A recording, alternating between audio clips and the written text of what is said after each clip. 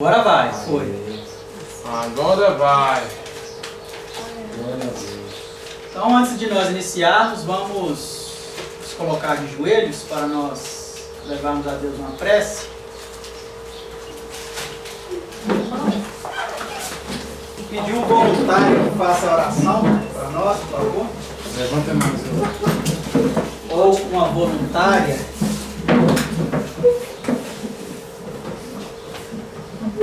Eu oro, grandioso bom Deus, Pai querido que habita nos céus, nós estamos agradecidos a Ti pelo dom da vida que o Senhor nos concede. Amém. Nesse momento estamos aqui reunidos, ó Deus, para podermos estudarmos mais uma vez a Tua palavra. Amém, Pai. E de uma maneira poderosa o Senhor vem falar aos nossos corações. Amém, Senhor.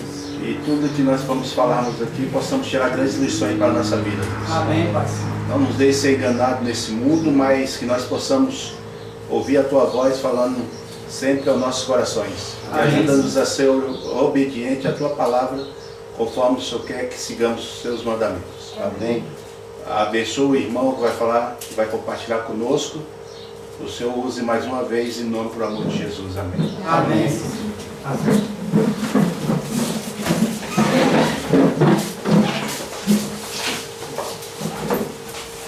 Então vamos lá, né? Quem são os verdadeiros adventistas do sétimo dia? Primeiramente vamos ler Romanos 2, 28, como vocês acompanham na tela aí, está escrito: porque não é judeu o que o é exteriormente, nem é circuncisão a que o é exteriormente, na carne. Né?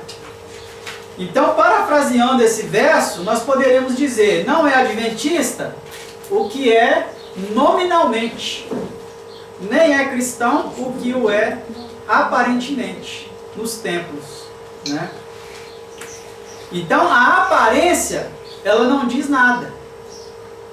O apóstolo Paulo disse que não é judeu apenas aquele que nasce de um pai e de uma mãe judia. Né? E nós vamos ver de fato que não é adventista apenas aquele que tem um nome lá no livro da igreja. Isso não significa que ele é adventista. E não é cristão o que o é aparentemente, o que vai num templo religioso, que segue uma religião. Isso não significa que ele é de fato um cristão. Né? Para a pessoa ser cristão, ele tem que imitar o exemplo de Cristo, não é verdade? De onde que surgiu esse nome denominacional, o Adventista do Sétimo Dia?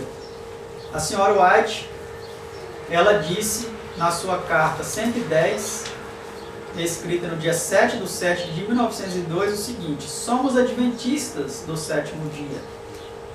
Envergonhamo-nos acaso de nosso nome?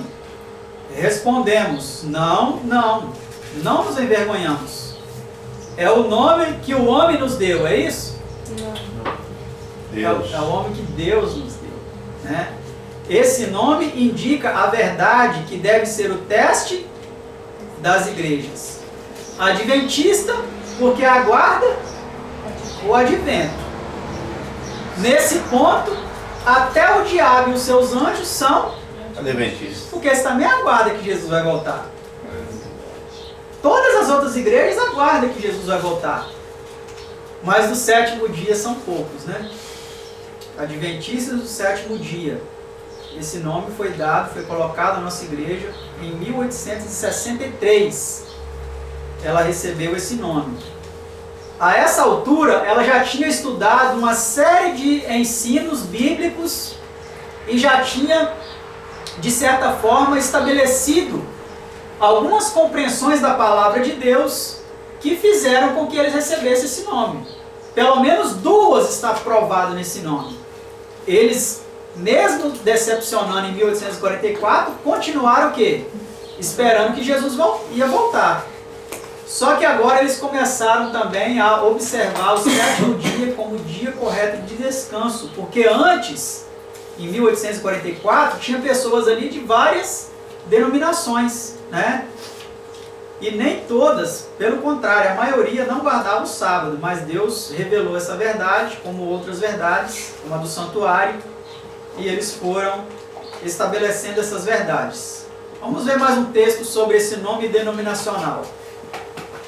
Somos adventistas do sétimo dia e desse nome nunca nos devemos envergonhar. Cumpre-nos como um povo tomar firme posição ao lado de quê? Da verdade e da justiça. Então a nossa posição tem que ser ao lado de igrejas, Não. ao lado de pastores, ao lado de manual de igreja, ao lado da verdade e da justiça. Assim glorificaremos a Deus. Havemos de ser livrados de perigos e não enredados nem corrompidos por eles. Para que isso aconteça, precisamos olhar sempre a quem? Igual a irmã lhe falou, a Jesus, autor e consumador da nossa fé. Então nós temos que olhar para Cristo, não é para homens. Hoje eu estou aqui na frente falando com vocês, mas amanhã, se eu não vigiar, o que pode acontecer comigo? Eu posso estar aí fora numa situação bem pior do que muitos que hoje estão aí. Então não olhem para o Roberto, não olhem para o Bruno, não olhem para o Mazinho, não olhem para a Jaqueline, a Poliana, para a irmã Analete. Olhe para Jesus, para Cristo, autor e consumador da nossa fé. Porque se nós tivermos esse pensamento, nós nunca vamos decepcionar com ninguém. Porque muitas pessoas falaram do Robertinho, como eu já disse de manhã, que eu odeio ser chamado de Robertinho. Coitado do Robertinho, ele era tão firme na igreja, agora apostatou.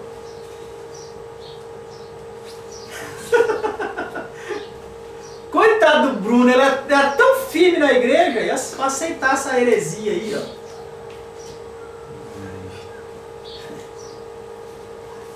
Então nós temos que olhar para Cristo, não é para homens.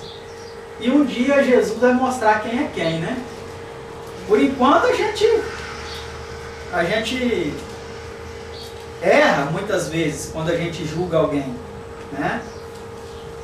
Por mais que Jesus disse, pelos seus frutos os conhecereis. Mas ele também falou, não julgueis para que não sejais julgados. Então nós temos que ter um equilíbrio, né? Isso daí. Mas vamos ver agora um outro texto aqui na revista Adventista, que antigamente era chamada The Advent Review and Sabbath Herald, traduzindo, a revista do Advento e o Arauto do Sábado. Nela, a senhora White, pode passar a próximo slide, vocês vão ver do lado de lá, ó, pode passar, destacado em vermelho ali um trecho, escrito assim, ó, We are not saved a sect. No denomination name has any virtue to bring. Desculpe o meu inglês porque ele é péssimo, tá? Mas o que quer dizer isso daí? Não somos salvos como uma seita. We are not, nós não somos saved, salvos, as a sect, como uma seita. No denomination, nenhum nome denominacional, no denomination name, né? Deixa eu colocar a tradução aí, pode passar para o próximo, ó.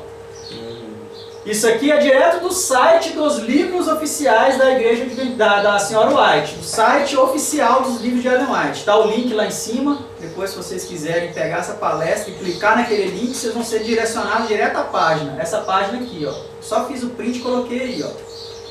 Não somos salvos como uma seita. Nenhum nome denominacional tem qualquer virtude para nos trazer o favor de Deus. Somos salvos individualmente, como crentes no Senhor Jesus Cristo. Então é o nome adventista do sétimo dia que nos salva? Não. Por mais que ela falou que não podemos nos envergonhar desse nome, que foi Deus que nos deu esse nome, mas ter esse nome não vai garantir salvação a ninguém, não. Falar que é adventista é muito fácil. Pertencer a um grupo que se chama adventista é muito fácil. Mas nós não somos salvos em grupo. Nós não somos salvos em bando, nós não somos salvos em rebanho, nós somos salvos individualmente. E pela graça sois salvos por meio da fé, e isso não vem de vós, é dom de Deus. Agora, olha e preste atenção nessa parte agora, ó. Podemos ter nossos nomes registrados aonde? Nos livros da igreja mais fraca, da igreja mais pecadora, da mais espiritual das igrejas, a mais fervorosa. E, no entanto, podemos não pertencer a Cristo. E nossos nomes podem não estar escritos no livro da vida do Cordeiro. Então, ter o nome no livro da igreja não é garantia de salvação. Vamos agora, no próximo slide, ver o que caracteriza uma igreja. Será que é o seu nome ou as suas doutrinas? O que vocês acham? As doutrinas? As doutrinas, né? Mais as doutrinas do que o nome. Por mais que a Igreja Adventista do Sétimo Dia tenha esse nome, baseado pelo menos em duas doutrinas, como nós vimos, a doutrina da volta de Jesus e a doutrina do dia de guarda no sábado, mas não é só essas doutrinas que ela tem outras, né? Então nós vamos ver uma resposta inspirada aqui. Olha esse texto. Estamos muito tristes ao ver o resultado do ajuntamento de um grande número de pessoas em Battle Creek. Battle Creek era uma cidade nos Estados Unidos naquela época, onde ficava a sede mundial da Igreja Adventista. Ficava nessa cidade, Battle Creek. E lá tinha sanatório, né? Que era os hospitais, o hospital enorme lá, que tinha os médicos adventistas. Tinha as gráficas lá que imprimiam os livros, as revistas da igreja. Lá era o centro mundial da Igreja Adventista. E a senhora White fala que ela ficou triste. Ó. Estamos muito tristes ao ver o resultado do ajuntamento de um grande número de pessoas em Battle Creek. Aí agora ela começa a ser mais específica. O que estava causando tristeza nela? Ministros que foram crentes nas verdades fundamentais que fizeram de nós o que somos. Adventistas do sétimo dia. Então, pera lá. O que define uma igreja? Uma igreja? As verdades fundamentais que ela crê, que ela aceita, que ela ensina. Então ela fala que esses ministros que foram lá para essa cidade de Battle Creek para ensinar e manter as verdades da Bíblia, agora eles estavam idosos e de cabelos brancos. Só que o texto ele não continua aí. Vocês vão ficar com essa curiosidade. O que aconteceu com esses homens? Que foram para essa cidade, ministros, aceitavam as verdades fundamentais que fazia deles o que eles eram, adventistas do sétimo dia. O que aconteceu com eles? Eu só coloquei essa parte aqui para mostrar para vocês que o que caracteriza a Igreja Adventista do sétimo dia era um conjunto de verdades fundamentais. Tá? E no próximo, pode passar no próximo, vocês vão ver aqui embaixo, ó, isso foi escrito, ó lá, ó, no ano de 1906. Então, no ano de 1906, qual eram as doutrinas fundamentais da Igreja Adventista do sétimo dia que fazia com que ela fosse chamada desse nome? Daqui a pouco eu vou mostrar para vocês. Ó, princípios fundamentais dos Adventistas do sétimo dia, de 1889 a 1914. Vamos ver aqui alguns deles. Ó, aqui a senhora White, ela fala mais uma vez desses princípios fundamentais. Ela diz assim, ó, os principais pontos de nossa fé, como temos abraçado hoje quando?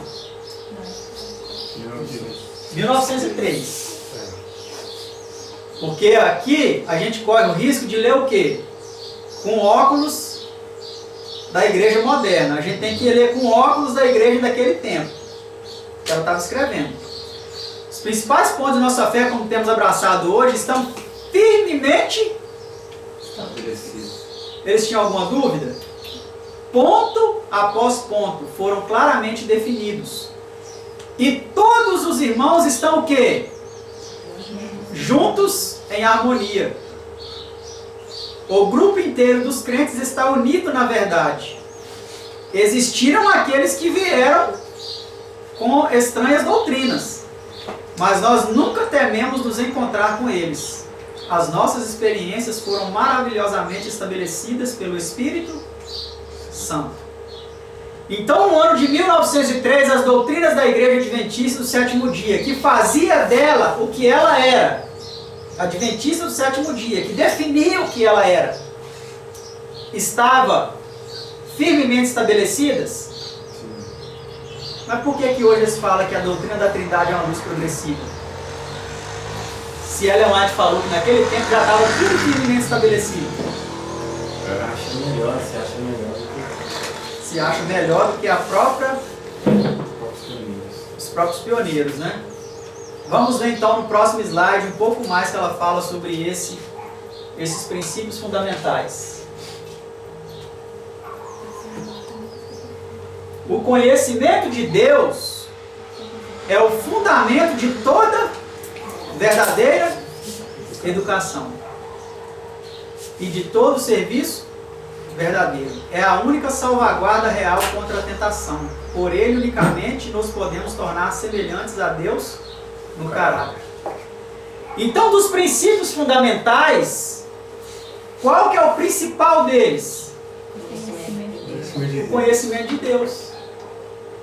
Então nós podemos acreditar que naquele tempo eles tinham conhecimento errado de Deus, que esse conhecimento veio ser entregue para a igreja depois, lá na frente, que é uma luz progressiva.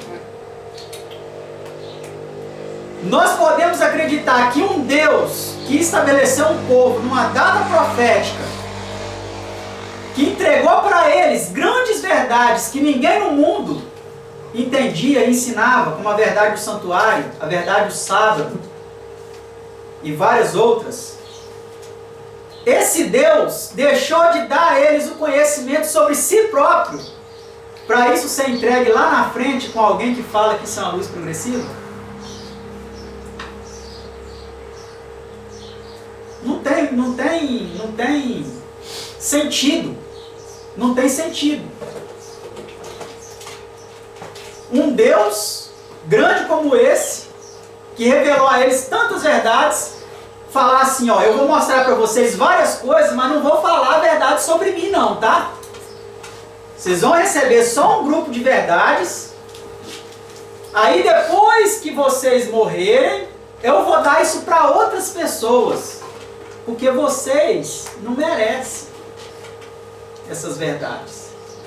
Vou deixar isso para mostrar lá no final, para a última igreja, para o período mais pecador da história do mundo, para o período de maior trevas, para o período de maior iniquidade.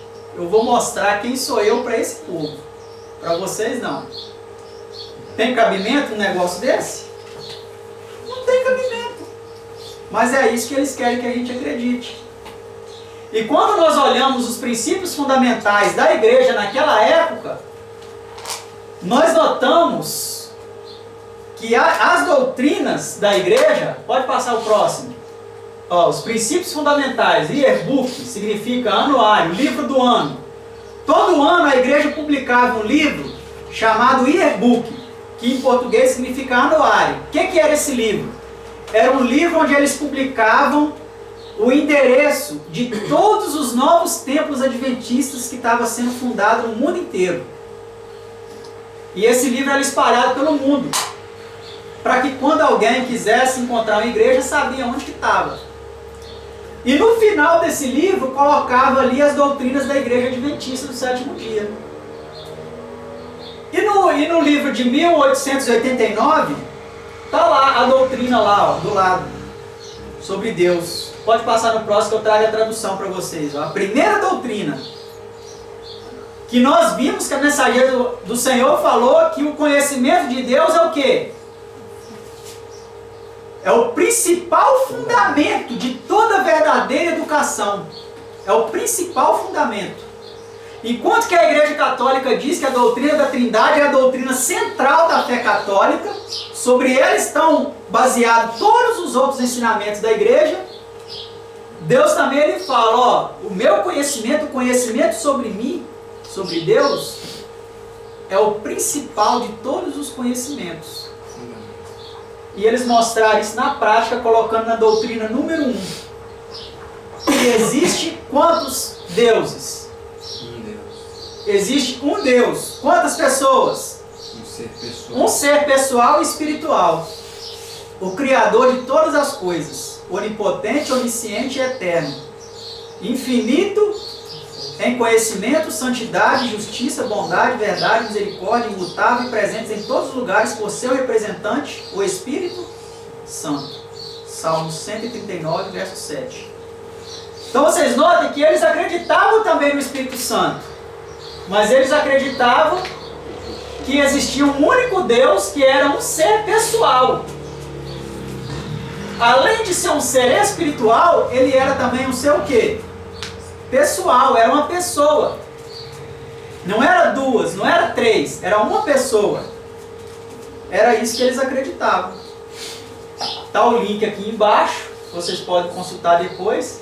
Tá? Foi tirado do próprio site, ó. Essas doutrinas estão lá no site dos livros de Ellen White. Vocês podem clicar lá e vocês vão ver naquela página azul, igual aquela outra. Agora olha a doutrina número 2. Lê para nós, irmão Mazinho, por favor. Número 2. Isso. Existe um Senhor, Jesus Cristo, o Filho do Eterno Pai, o único por quem foram criadas todas as coisas e por meio de quem elas existem. Que ele tomou a natureza da semente de Abraão para a redenção de nossa raça caída. Que ele residiu entre os homens, cheio de graça e de verdade. Viveu como nosso exemplo, morreu como nosso sacrifício, foi ressuscitado para a nossa justificação e ascendeu ao alto para ser nosso único mediador no santuário celestial, onde através do mérito de seu sangue derramado, assegurou o perdão e a absolvição dos pecados de todos que persistentemente se achegam a ele. E como o encerramento de parte do seu trabalho de sacerdote, antes de assentar-se em seu trono como rei, e ele realizará a expiação por todos eles, e todos os pecados deles cometidos fora do santuário serão apagados. Atos 3:19. Como mostrado no serviço do sacerdócio levítico, que apontava e prefigurava o ministério de de nosso Senhor no céu. Levítico 16, Hebreus 8. Isso. Verso 5. Fico grato, irmão, pela sua leitura. Então nós vemos aí que a doutrina sobre Jesus, ela hoje está totalmente diferente, né? Nós temos aqui um Jesus que era filho do Eterno Pai. Hoje eles pregam um Jesus que é o Deus Filho. Não é o Filho de Deus, é o Deus Filho. Ele é coeterno, o de hoje. Não é o Filho de Deus, ele é o coeterno, né? Eles ensinam um Jesus que veio com a natureza de Adão antes do pecado, e aqui um Jesus que veio com a natureza da semente de Abraão. Hoje eles ensinam Jesus que é apenas nosso Salvador, que não é nosso exemplo. Antes eles ensinavam que Jesus, ele viveu como nosso exemplo, para depois morrer como nosso sacrifício. A parte de viver como nosso exemplo, ele já não ensina. Porque eles falam que é impossível vencer como Jesus venceu. Vocês percebem como eles distorceram toda a verdade que caracterizava a igreja adventista do sétimo dia, os princípios fundamentais da igreja? Eles destruíram a própria pessoa de Deus e de Cristo e a mensagem do santuário. Porque aqui também fala que Jesus, ele morreu, né, para através dos méritos de seu sangue derramado, assegurar o perdão e a absolvição dos pecados para qualquer um? Para qualquer um? Não, para todos os que persistentemente se chegam a Ele. Ou seja, aqui tem o quê? A parte humana, o esforço humano. Persistentemente se chegam a Ele. E aí depois fala da expiação, né? Encerramento de parte do seu trabalho de sacerdote, assentar-se no trono como rei, ele realizará a expiação por todos eles. Então a expiação não foi realizada na cruz como eles ensinam. Ela ia acontecer no santuário, como nós cremos que ela já está acontecendo há alguns anos, né? Então percebe como que no passado a igreja adventista do sétimo dia ensinava outro Deus do que é ensinado hoje. Ensinava outro Jesus do que é ensinado hoje. Os princípios fundamentais da igreja, que fazia dela a igreja adventista do sétimo dia, que colocava ela em distinção total contra as outras religiões, são esses princípios que nós vimos aqui. E o próximo que nós vamos ver, que é sobre o Espírito Santo. Interessante que é a doutrina 19. A doutrina número 1 é sobre Deus, a 2 é sobre Jesus, e vai falar do Espírito Santo só lá na 19. E fala assim, ó, que o Espírito de Deus foi prometido para se manifestar, itself, e quem entende inglês sabe que it não é aplicado a pessoas, é aplicado a coisas. Isto que viste, como nós vimos no texto de Atos, de manhã cedo, né? Que Pedro falou, vistes isto que foi derramado com relação ao Espírito Santo, né?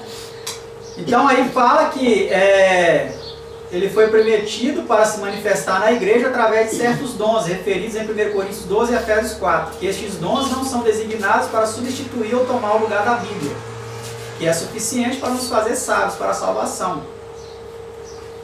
Né? Por que eles colocaram isso daqui? Porque a pessoa podia correr o risco de falar assim, o Espírito Santo me revelou isso, isso e isso, mas está na Bíblia? Se não tiver, não é o Espírito Santo que te revelou. Ele não foi dado para... Esse Espírito não foi dado para substituir ou tomar o lugar da Bíblia.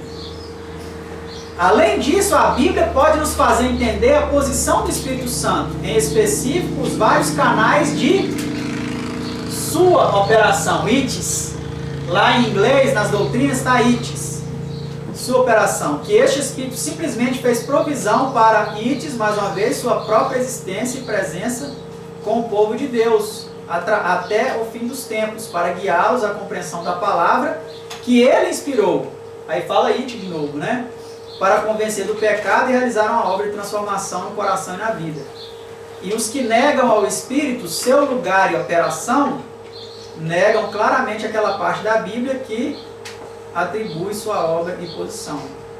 Então, tudo relacionado ao Espírito Santo é usado o pronome it, e não she ou he. She é para feminino e he é masculino, né? Então, para o Espírito é usado it. Então, nós vemos com isso que as doutrinas originais da igreja, isso aqui está no site, tá? Da igreja. Pode passar o próximo aí. Olha o link aqui, ó. Ellen G. White Writings. Tá o link aí, quem quiser confirmar depois, né? Aí no próximo slide nós vamos ver que alguns pastores e membros da igreja, eles podem pensar que essas doutrinas foram de autoria do pastor Uriah Smith e que não tinha unanimidade na igreja.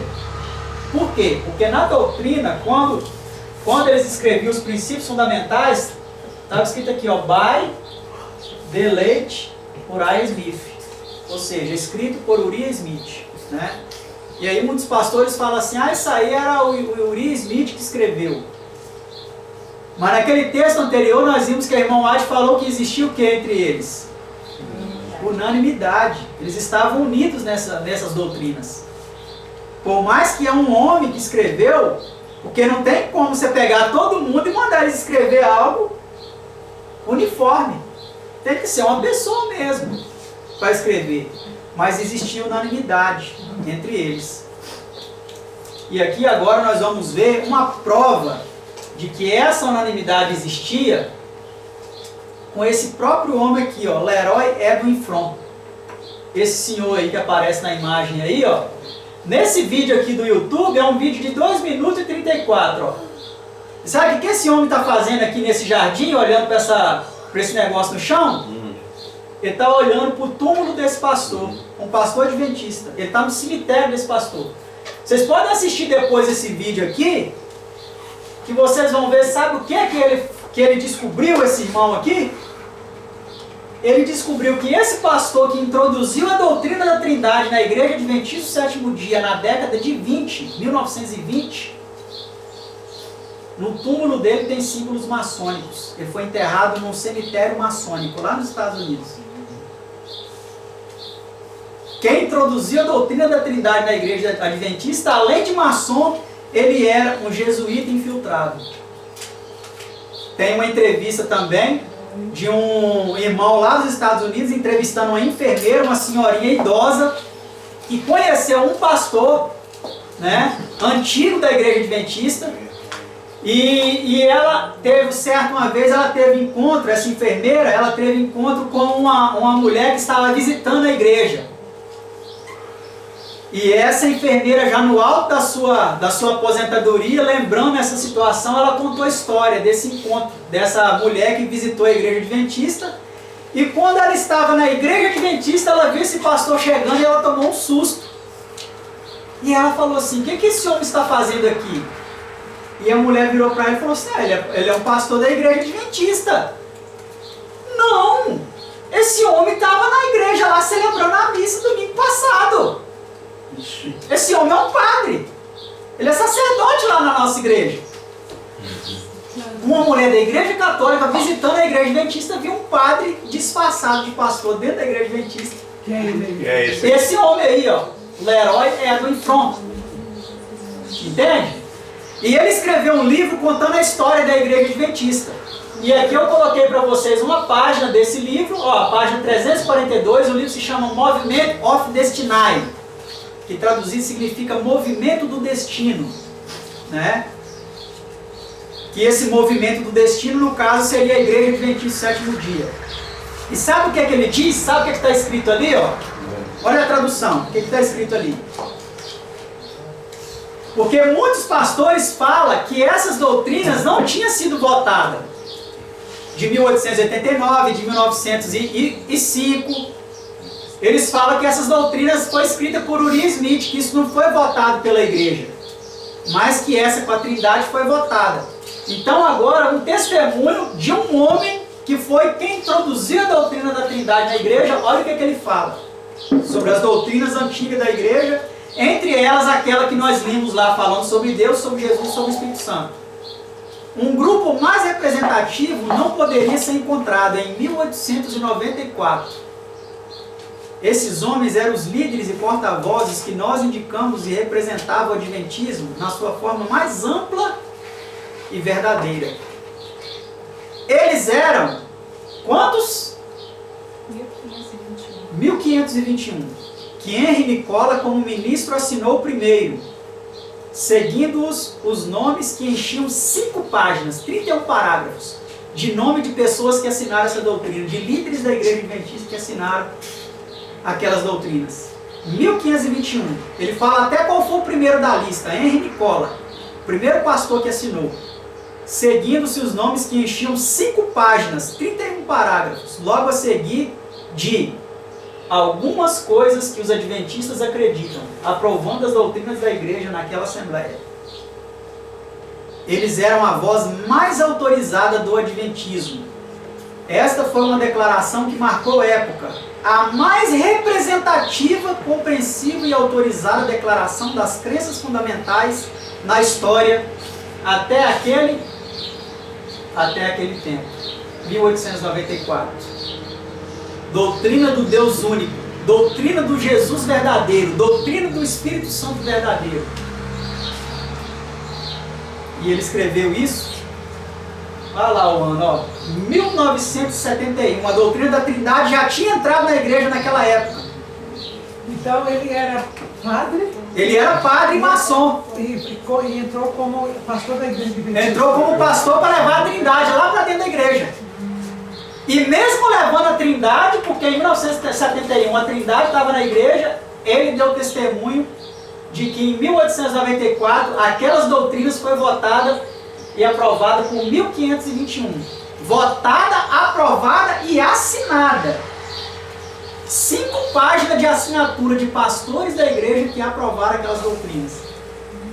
Para agora vir os outros e dizer que essas doutrinas não tinham aceitação na igreja.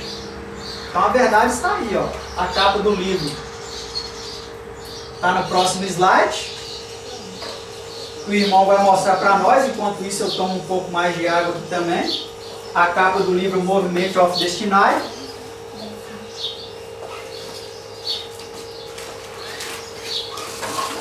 E tem várias pérolas. Esse livro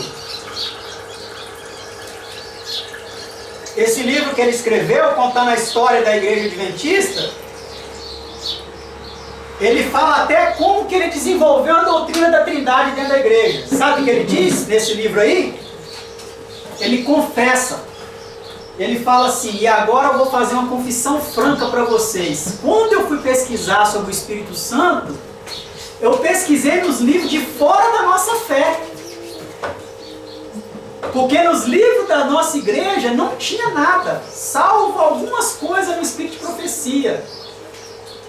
Mas os próprios líderes da nossa igreja não entendiam nada sobre a maravilhosa pessoa do Espírito Santo. Eu tive que pesquisar lá fora.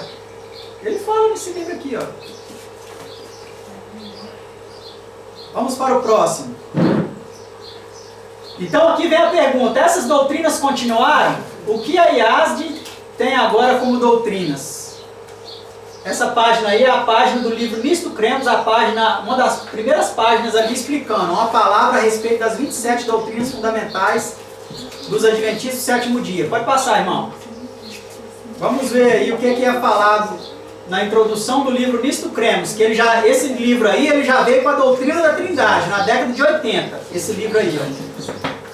Por mais que a doutrina da Trindade entrou na igreja em 1931, sem votação, sem nada, tudo por debaixo dos panos, como nós vamos ver depois, mas na Conferência Geral de Dallas, Texas, em 1980, eles lançaram esse livro com a doutrina da Trindade e foi votado como as doutrinas oficiais da igreja. Aí olha o que eles dizem aí, ó, nas primeiras páginas desse livro.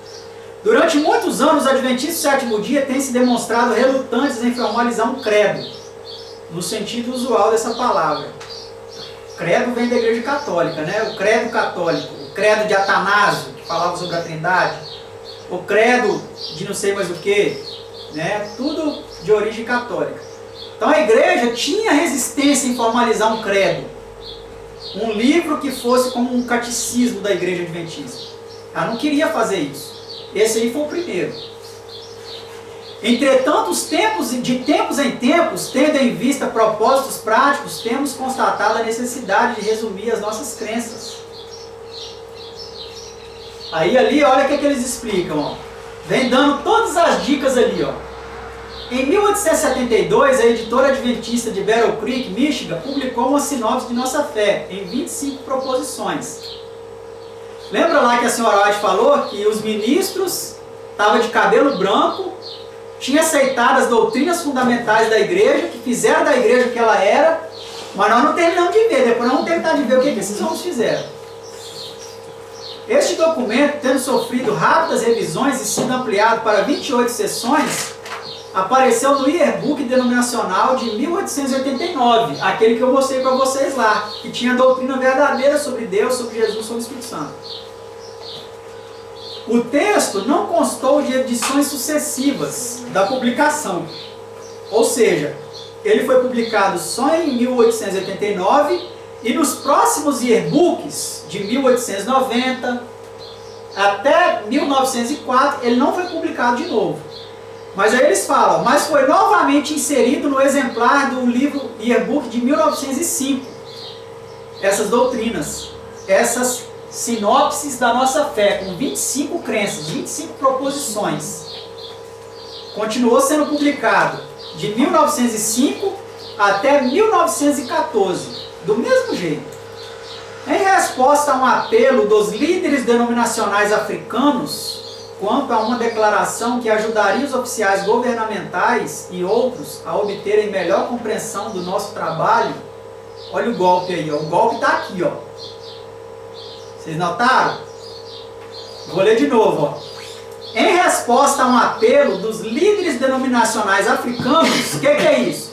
Os pastores da Igreja Adventista da África falaram assim, ó, faz umas crenças aí que vai ficar mais fácil a gente pregar o Evangelho aqui na África.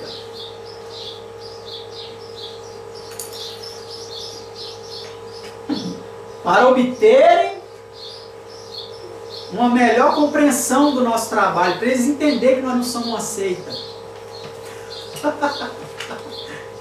Um comitê de quantas pessoas? 4 pessoas, incluindo o presidente da Associação Geral, preparou uma declaração que abrangeu os principais aspectos de nossas crenças, segundo podiam ser resumidos. Essa declaração de 22 doutrinas fundamentais, que apareceu impressa pela primeira vez no yearbook de que ano? 1931. Permaneceu até a sessão da Associação Geral de 1980, quando foi substituída por um sumário mais amplo e abrangente de 27 parágrafos, publicado sob o título Doutrinas Fundamentais dos Adventistas do Sétimo Dia, que é esse livro aí, ó, Nisto Cremos, Ensinos Bíblicos dos Adventistas do Sétimo Dia. Então, irmãos, como que a doutrina da Trindade entrou na igreja? Com 4 homens, sem passar por votação de ninguém, incluindo o presidente da Associação Geral. E deve ser um jesuíta também. O que significa isso? Exatamente o que o irmão Mazinho acabou de dizer. A igreja, nessa época, já estava sendo dominada pela Igreja Católica. Quem mandava na Igreja Adventista era a Igreja Católica já, nessa época. 1931, já estava tudo dominado. Porque se o presidente já teve essa postura, o secretário que estava entre esses 4 também teve essa postura, o redator da revista adventista também estava no meio, isso significa que os principais homens da igreja já eram o quê? Jesuítas. Já era tudo jesuíta. Já era tudo jesuíta. Já estava dominado. Né? Então, irmãos, isso não está em livro de dissidente, não. Isso é o próprio livro da igreja. É só a gente ler e entender. Se um livro do pastor que introduziu a doutrina da Trindade na igreja, ele fala que em 1894, as doutrinas da igreja naquela época foi votada, apoiada e assinada de próprio punho por 1521 pastores. E agora esse livro da igreja diz que de fato a igreja teve doutrinas lá desde 1872 e depois essas doutrinas continuou sendo publicada em 1889 e depois de 1905 até 1914 e depois parou de ser publicada. E depois, em 1931, veio uma outra doutrina, colocada por 4 homens só.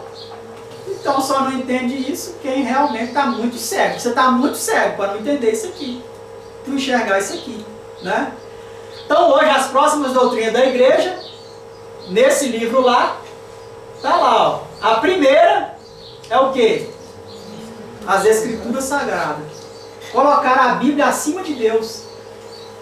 Quem inspirou a Bíblia? Quem inspirou a Bíblia? Deus. Não foi o próprio Deus, o Espírito de Deus? Então quem é mais importante? Deus. Aí eles colocaram a Bíblia, as Escrituras como a primeira. A segunda, a Trindade. A terceira, Deus Pai. A quarta, Deus Filho. A quinta, Deus Espírito Santo. E mais 23 outras doutrinas. Está nesse livro aqui, ó. Nesse livro e no outro lá, que vai aparecer do lado de lá, ó. Esse aqui com 27 em 80 e aquele lá com 28 em 2005, se eu não me engano. Então, o que é que nós temos? Nós temos os princípios fundamentais originais com um Deus pessoal, Pai, com o Filho de Deus, que é Jesus, e com o Espírito de Deus, a doutrina 19 apenas. E nós temos a doutrina adventista atual, com as Escrituras Sagradas, a Trindade, Deus Pai, Deus Filho, Deus Espírito Santo, que formam a Trindade e várias outras. Eles tiveram tanta preocupação em enfiar isso dentro da mente do povo, que não bastou para eles colocar uma doutrina da Trindade. Eles tiveram que especificar cada um dos deuses dessa doutrina da Trindade. O Deus Pai, o Deus Filho e o Deus Espírito Santo. E aí vem a pergunta: poderia haver mudança? Poderia haver mudança? Poderia haver uma luz progressiva? Porque de fato a senhora White tem textos que ela fala que a gente tem que estar aberto a receber novas revelações de Deus. Só que uma nova revelação de Deus desfaz a revelação anterior que ele deu? Não desfaz. É esse que é o problema, que eles não querem aceitar. E aí vem a outra pergunta: por que eles mudaram? Se não poderia haver mudança de uma luz que Deus já tinha revelado, como luz diretamente dada por Deus, por que eles mudaram? E o que significa essa mudança? É o que nós vamos ver. Lê para nós, irmão Leomar, você consegue ler? Consigo. Mas os marcos que fizeram de nós o que somos devem ser preservados e selos como Deus o expressou através de sua palavra e através do testemunho do seu Espírito. Ele nos concita a nos segurarmos, finalmente, com a mão da fé, aos princípios fundamentais que estão baseados sobre inquestionável autoridade. Ellen White, manuscrito 44, 1905. Então, conforme o próprio livro da igreja, em 1905, qual era a doutrina da igreja? Do Deus único, do Jesus verdadeiro, do Espírito Santo verdadeiro. E aqui a senhora White diz que a gente tinha que manter esses princípios como? De forma relaxada, de forma a esperar assim, não, Deus vai revelar outra coisa depois. Não. A gente tinha que manter isso, segurar isso, olha a expressão que ela usa a expressão poética. Segurar isso firmemente, com a mão da fé. Não soltar isso, não deixar isso soltar por nada. Segurar isso firmemente. Porque esses princípios, eles estavam fundamentados, baseados em inquestionável autoridade. Isso aqui não podia ser questionado. Isso aqui dá margem para algum pastor vir hoje questionar essas doutrinas? Não, a mensageira falou que está baseado em autoridade inquestionável. Então tá aí, ó, as referências. Agora, Satanás, ele tinha uma estratégia. Porque ele é o pai da mentira. E ele odeia a verdade. E ele não ia descansar. E o que é que ele fez? Antes de morrer, a senhora White escreveu por revelação divina o que o diabo ia fazer.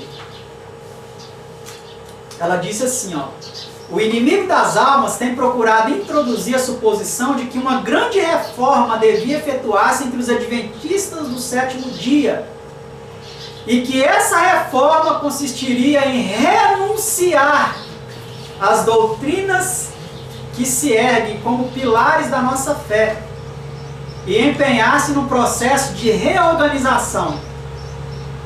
E aí ela fala, se tal reforma se efetuasse, qual seria o resultado? Porque no tempo que ela escreveu isso, não tinha acontecido ainda a reforma. Mas ela revelou qual ia ser o resultado. E quando nós analisamos hoje, tudo que ela escreveu que seria o resultado aconteceu. Olha o que ela fala. Seriam rejeitados os princípios da verdade, que Deus em sua sabedoria concedeu à igreja remanescente. A nossa religião seria o quê? Mudada. E foi ou não foi? Os princípios fundamentais que têm sustido a obra nestes últimos 50 anos. Quando que ela escreveu isso? Em 1905. Então os últimos 50 anos era de 1855 a 1905. Tá? Isso aqui eu acrescentei, não está no livro dela. Mas eu peguei o ano que ela escreveu, está escrito, e coloquei os últimos 50 anos.